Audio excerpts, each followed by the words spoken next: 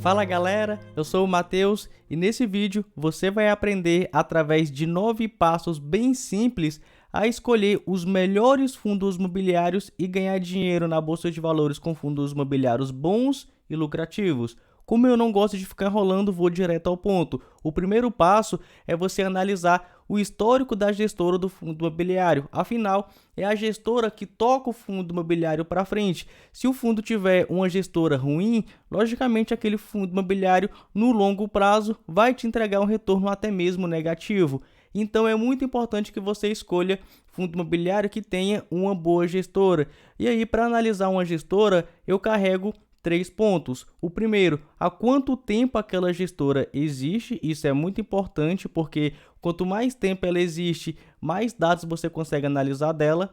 Segundo, será que aquela gestora tem um bom portfólio? Quantos fundos imobiliários estão sob a responsabilidade dela? Será que ela vem fazendo um bom trabalho nesses fundos imobiliários? O outro ponto que eu olho nessa questão de gestora do fundo imobiliário: como é a qualidade dos relatórios gerenciais. Se você não sabe o que é isso, fica tranquilo que já já eu te mostro. Porque nesses relatórios gerenciais, a gente tem uma leve ideia de como está performando o fundo imobiliário, porque lá dentro tem vários dados que a gente precisa olhar para saber se o fundo é um bom fundo ou se é um fundo ruim. Então, um relatório gerencial ruim, logicamente, é ruim para a gente que é cotista. Na minha visão, uma gestora tem que entregar para a gente um bom relatório gerencial com todas as informações que a gente precisa para saber se aquele fundo é bom ou se aquele fundo é ruim. Outro ponto que também eu gosto de olhar em relação à gestora é da reputação dela. Será que ela é uma boa gestora? Será que lá dentro não teve algum ato de corrupção ou coisa assim do tipo? Vejamos como exemplo o fundo imobiliário VISC11, que é um fundo de shopping. Ele é gerido pela Vinci. E quando a gente olha há quanto tempo a Vinci está no mercado, temos que ela foi fundada em outubro de 2009. Ou seja, a gente tem aí um longo horizonte de tempo para a gente conseguir aí dados bem detalhados dessa gestora. Eles possuem 57 bilhões de reais sob gestão e, além de outros ativos, eles possuem vários fundos imobiliários. Temos aqui o próprio VISC11, o VILG11, o VINO11, o VIF11 e o VIUR11. Em relação à infraestrutura, temos aqui o VIGT11, ou seja, é uma gestora que já tem histórico e possui vários ativos sob sua responsabilidade. E se você quiser saber se ela cometeu algum ato de corrupção ou coisa assim do tipo, basta você jogar aí no Google que rapidamente você vai achar. O segundo passo é você saber a idade do fundo imobiliário, quando é que ele foi fundado. Porque na minha visão, principalmente para investidor iniciante, o ideal é investir em fundos imobiliários que tenham mais de um ano de existência, né? Mais de um ano sendo negociado na Bolsa de Valores.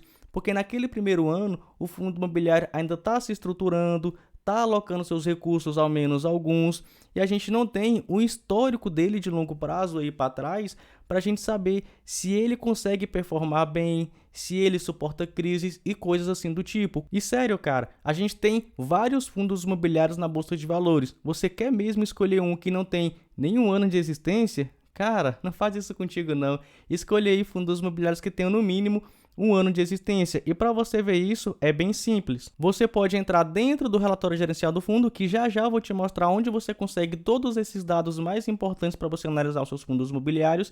E você pode também entrar nesse site, ó, Funds Explorer. E após você pesquisar o fundo imobiliário que você quer, você rola a tela um pouco para baixo e vai estar aqui, ó, a data de constituição do fundo imobiliário. Nesse caso, 1 de novembro de 2017, que foi o do VISC11, ou seja, ele já está aí mais de um ano no mercado, então já está tranquilo também, já passou por esse passo e caminha para ser um bom fundo imobiliário. O terceiro passo é você saber as taxas que o fundo imobiliário cobra, porque qualquer fundo imobiliário tem taxa, seja de administração, seja de consultoria, seja de performance. E na minha visão, tem alguns fundos imobiliários que cobram taxas um pouco acima do mercado, um pouco acima até mesmo da nossa realidade. E como é que faz para você olhar quanto que o fundo imobiliário cobra de taxa e qual é o percentual ali mais ou menos dessas taxas que o fundo imobiliário pode cobrar para ser uma taxa tranquila? E isso é bem simples. Para você saber quanto que o fundo imobiliário cobra de taxa, é só você entrar dentro do relatório gerencial do fundo. Claro que cada gestora vai ter o seu próprio padrão de relatório gerencial, mas todos eles vão constar as taxas. Nesse caso aqui específico do VISC11, lembrando que isso aqui não é recomendação de investimento, a gente não tem taxa de performance, a gente não tem taxa de consultoria e a gente também não tem taxa de gestão, mas temos uma taxa de administração que varia de 1,05% ao ano a 1,35% ao ano. E agora como é que faz para você ver se essa taxa aqui é absurda? Cara, é muito simples. Basta você dar uma olhada em mais uns 2 ou 3 fundos imobiliários do mesmo segmento para saber se essas taxas aqui estão de acordo ou se estão acima e até mesmo se estão abaixo. O VISC11 já é um velho conhecido meu e ele cobra taxas bem tranquilas quando você compara com outros fundos imobiliários de shopping, né, do mesmo segmento aqui do VISC11. E isso é muito importante. Eu sei que muita gente não fica de olho nas taxas, cara, mas aquele fundo imobiliário que cobra taxas absurdas, no longo prazo, ele vai corroer bastante o lucro daquele fundo imobiliário e, logicamente, isso vai impactar diretamente no seu bolso se você for cotista daquele fundo imobiliário. Então, fica bem esperto em relação a isso.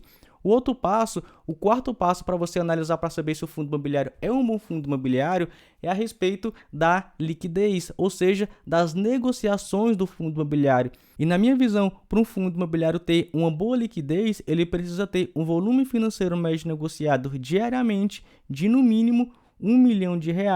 Se o fundo tem uma baixa liquidez, né, negociações abaixo de R$ 1 milhão diariamente ou 30 milhões de reais mensal, quer dizer que fica mais difícil você vender cotas do fundo imobiliário, se caso precise, ou você comprar cotas do fundo imobiliário. Aí algumas pessoas sempre me perguntam: Matheus, mas você não investe por longo prazo? Por que você se preocupa sobre a liquidez do fundo imobiliário, né? Sobre as negociações do fundo imobiliário? E aqui eu respondo: sim, eu sou investidor de longo prazo, mas no curto prazo pode acontecer várias coisas com o fundo imobiliário. Vai que, por exemplo, aquele fundo imobiliário se torne um fundo imobiliário ruim. Isso pode acontecer, por isso que é importante sempre a diversificação. E se eu tiver dificuldade para vender aquele fundo imobiliário, pode ser ruim para minha carteira de investimento. Eu vou te dar aqui um exemplo a respeito da liquidez utilizando o VISC11. Estamos aqui novamente dentro do relatório gerencial do fundo, por isso que eu te falei, a gestora precisa ter um bom relatório gerencial. Fica tranquilo que já já eu vou te mostrar onde você consegue esse documento. Vejamos a respeito das negociações de cota do VISC11. Temos aqui, um volume diário médio negociado de mais de R$ 2 milhões, quase R$ 3 milhões, R$ 2 milhões, 836 mil.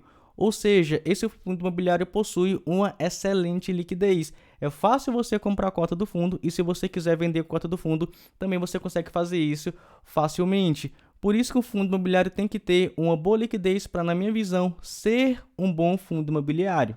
E antes de partirmos para o quinto passo para você escolher os melhores fundos imobiliários da Bolsa de Valores, se você estiver gostando desse vídeo, deixe o seu like aqui para saber que esse vídeo te agregou valor aí e você vai saber escolher bons fundos imobiliários.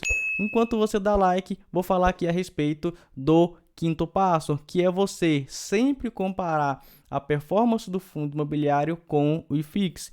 E aí, o que é IFIX? Nada mais é do que o índice de fundos imobiliários. É tipo uma carteira de mentirinha que tem vários fundos imobiliários ali dentro. E na minha visão, tem fundos imobiliários ali dentro que são ruins, o que faz com que esse índice de fundos imobiliários não performe muito bem. Então, na minha visão, para um fundo imobiliário ser um bom fundo imobiliário, ele tem que ao menos superar o IFIX. Estou aqui dentro do relatório gerencial do VISC11 e quando a gente olha desde o início do fundo, desde 2017 até agora em 2022, vejamos, o VISC11 é esse azul e o IFIX é esse verde. E quando você olha a performance dele e dá essa comparada, o VISC11 ficou praticamente todo o período acima do IFIX, entregando aí 43% contra o IFIX que entregou 26%. Ou seja, isso aqui é outro ponto positivo do VISC11, ele veio superando o IFIX tranquilamente. O sexto passo é um dos mais importantes, então preste bem atenção. Esse aqui eu vou separar em dois tópicos: os fundos imobiliários de tijolo, ou seja, que possuem imóveis físicos, e os fundos imobiliários de papel, aqueles que não possuem imóveis físicos, mas sim crédito imobiliário. Vou começar pelos fundos imobiliários de tijolo. Como faz para você analisar o portfólio dele? Isso aqui é bem simples. Você vai precisar saber quantos imóveis que o fundo possui, se esses imóveis são bons, se são bem localizados, quantos inquilinos que esses imóveis possuem, qual é a vacância daqueles imóveis que o fundo imobiliário possui. Para quem não sabe o que é vacância, é aquele percentual do imóvel que não tem ninguém alugando, que na minha visão deve ser inferior a 20% de vacância para o fundo imobiliário, ao menos na minha visão, ser considerado um bom fundo imobiliário. E você precisa se atentar também aos prazos de vencimento dos contratos, ainda mais se o fundo imobiliário estiver beirando aí essa vacância de 20%. Eu vou te dar um exemplo aqui utilizando o VISC11, que é um fundo imobiliário bem diversificado. Ele possui participação em 19 shoppings, então são vários shoppings, logicamente aí vão ter vários inquilinos divididos aí em 12 estados, o que dá uma diversificação enorme para a gente. Como isso aqui são shoppings, logicamente a gente não vai saber aqui qual é o prazo dos contratos, porque são vários contratos e tá tudo bem. Olha só, vou te mostrar aqui rapidamente os imóveis que o fundo imobiliário possui participação, e para você ver a respeito da localização, olha só isso aqui, são vários estados que o fundo imobiliário detém algum ativo. Isso logicamente vai dar uma segurança enorme para o cotista. E em relação à vacância, olha só isso aqui, Atualmente o fundo imobiliário está com cerca de 92% de ocupação, ou seja, apenas 8% de vacância de todos esses imóveis que o fundo imobiliário possui participação, o que é excelente, que dá aí mais segurança para o investidor, principalmente o investidor iniciante. Já os fundos imobiliários de papel, que mexem com crédito imobiliário, dívida imobiliária, você vai ter que analisar de uma forma diferente. Você vai ter que ver quantos CRIs, por exemplo, que esse fundo imobiliário possui, qual é o grau de subordinação desses CRIs. Eu vou te explicar isso aqui de forma bem rápida. De um lado temos os CRIs de série única e do outro lado temos um outro tipo de CRI, podemos dizer assim, que possuem categorias. Temos a sênior, mezanino e subordinada.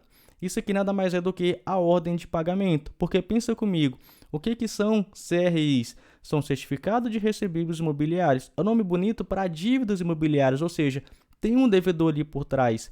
E esse tipo de fundo é mais arriscado do que fundos imobiliários de tijolo, justamente porque aquele devedor ali por trás pode simplesmente não pagar e ficar inadimplente. Então, esses fundos imobiliários de papel são mais arriscados do que fundos imobiliários de tijolo. E aí entra a ordem de pagamento.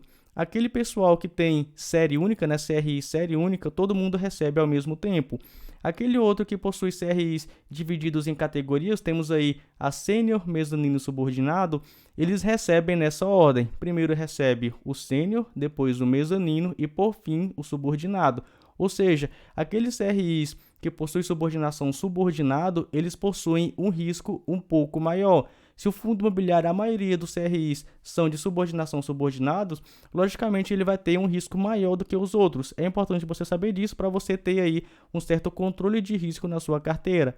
Outro ponto para você olhar também a respeito desses CRIs são os LTVs. E eu entrei aqui dentro do site Fundos de Papel só para te mostrar a fórmula desse LTV, que nada mais é a dívida dividida pelas garantias vezes 100 para você achar o percentual. E, logicamente, quando o denominador é maior, logicamente você vai ter um LTV menor. E olha só o que temos, quanto menor o LTV, menor é o risco daquela operação. Logicamente, o inverso também é verdadeiro. Quanto maior o LTV, quer dizer menos garantias aqueles CRIs possuem. Logicamente, o risco dele também é um pouco maior. Então, se você quer investir em fundos imobiliários de papel mais seguros, o ideal é que você ache fundos imobiliários que tenham ali CRIs grau série única e até mesmo sênior, de subordinação sênior, e que tenham o LTV menor que 50%, por exemplo, que aí você já sabe que eles possuem muitas garantias. Vamos então ao sétimo passo para você ver se é um bom fundo imobiliário, é você saber a alavancagem, ou seja, o endividamento do fundo imobiliário. Vou te dar um exemplo utilizando novamente o VISC11. Entrei dentro do informe mensal do fundo, fica tranquilo que já vou te mostrar onde você consegue esse dado aqui. Vou abaixar um pouco. lá embaixo na parte de passivo. E olha só, quando a gente chega em passivo, temos dois dados muito importantes, que é o que a gente tem que olhar. Se o fundo imobiliário possui obrigações por aquisição de imóveis, ou seja, está pagando imóveis à prestação, e se o fundo imobiliário emitiu CRIs, que são aquelas dívidas imobiliárias. Nesse caso, ó, temos que o fundo imobiliário possui os dois. E o que a gente vai fazer? A gente vai somar essas duas dívidas e vai dividir pelo total de ativo que o fundo imobiliário possui. E se der um valor acima de 20%, na minha visão, o fundo imobiliário está com endividamento um pouco alto. Na minha visão, para o fundo imobiliário ter um endividamento saudável, é de 20% para baixo. Então vamos lá que eu vou te mostrar isso na prática. Vou pegar esses dois valores, ó, 62 milhões...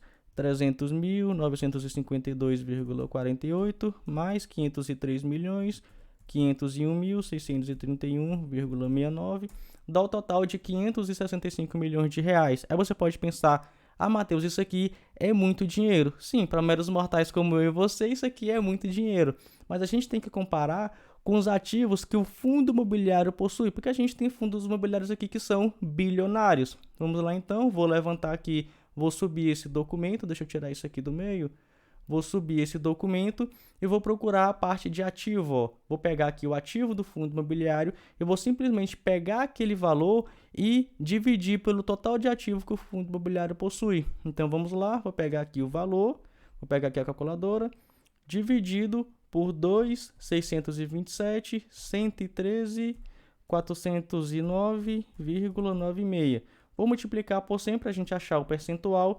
Temos aí que ele está com alavancagem de 21,53%, ou seja, está um pouquinho acima daquele meu limite. Por enquanto isso aqui dá para suportar, até porque o fundo imobiliário vai continuar pagando essa dívida e isso aqui vai acabar diminuindo. Se tivesse, por exemplo, 25, 30, 35, 40, 50%, como é o caso de alguns fundos imobiliários, na minha visão já seria um fundo imobiliário um pouco mais arriscado, não se tornando tão bom assim, porque logicamente aquele fundo vai pagar mais quem ele deve do que a gente que é cotista do fundo imobiliário. Então esse fundo aqui, ele tem uma dívida de mais de 21% considerando o seu ativo, mas é bem tranquilo, passou só um pouquinho do limite, eu consigo suportar tranquilamente. O oitavo passo para você saber se é um bom fundo imobiliário é justamente ver os dividendos que o fundo vem pagando. E na minha visão, para um fundo imobiliário ser considerado um bom fundo imobiliário, ele precisa entregar um dividend yield de no mínimo 8%, ainda mais considerando a taxa Selic atual em mais de 11%. Algumas pessoas podem estar pensando, ah, Matheus, mas se a taxa Selic está entregando ali mais de 11%, por que a gente vai investir em um fundo imobiliário que está entregando 8%? Cara, pensa no seguinte, a gente está focando no longo prazo. A taxa Selic ela vai subir e vai cair. Os fundos imobiliários é a mesma coisa, eles vão subir e eles também vão cair. Como a taxa Selic está alta, a gente vê os fundos imobiliários em queda. Quando a taxa Selic estiver caindo, a gente vai ver os fundos imobiliários subindo. Logicamente, a gente vai aproveitar essas oportunidades, mesmo com fundos imobiliários pagando 8% de dividend yield, ao menos por enquanto, porque a gente vai ganhar, além dos dividendos, no longo prazo vamos ganhar também com a valorização da ação. Vamos ver aqui o caso do VISC11. Temos aqui que o VISC11 nos últimos 12 meses entregou um dividend yield de 7,18%. Aí você pode olhar e falar, ah, foi menor que 8%, isso aqui é ruim. Cara, calma, porque você tem que olhar o porquê que ele entregou apenas isso. E quando a gente olha o porquê no histórico de dividendo do fundo imobiliário, olha só isso aqui, ó. Temos aí que lá no mês de março, no mês de abril de 2020, ele sofreu bastante porque os shoppings fecharam devido à pandemia. E quando foi no início aqui do ano, de 2021, a mesma coisa. Os shoppings fecharam por causa da pandemia. Logicamente, o fundo imobiliário vai ter entregue nesse período dividendos menores. Mas quando a gente faz uma leve projeção, digamos aqui que o fundo imobiliário entregue nos próximos 12 meses, 68 centavos. Estou jogando isso aqui baixo para dar um título aqui de exemplo. Vamos lá, 0,68 centavos vezes 12 meses. Ele teria entregue R$ 8,16. E se a gente pega isso e divide pelo valor da cota atualmente, que está sendo negociada a R$ 99,95, Vou pegar isso aqui e vou dividir por 99,95 e vou multiplicar por 100 para achar o percentual. Temos aqui um dividend yield de mais de 8%. Então, sim, sempre olho por que aconteceu que aquele fundo imobiliário entregou um pouco menos ou está entregando muito, né? Porque a gente tem fundos imobiliários, por exemplo, que está entregando 20% de dividend yield. Logicamente, são fundos imobiliários bem arriscados. Não vale a pena ter, ao menos na minha visão, só fundos imobiliários desse tipo. É bom você fazer uma diversificação. Vamos então ao nono passo para você saber se é um bom fundo imobiliário, é você olhar justamente isso aqui, ó. Você olhar justamente esse PVP. Porque o que é esse PVP? É você pegar o valor que ele está sendo negociado ali naquele instante e dividir pelo seu valor patrimonial por cota. Se der abaixo de 1, quer dizer que o fundo imobiliário está com certo desconto em relação ao seu valor patrimonial. Se der 1, quer dizer que o fundo imobiliário está sendo negociado no mesmo valor do seu valor patrimonial. E se tiver acima de 1, quer dizer que o fundo está mais caro.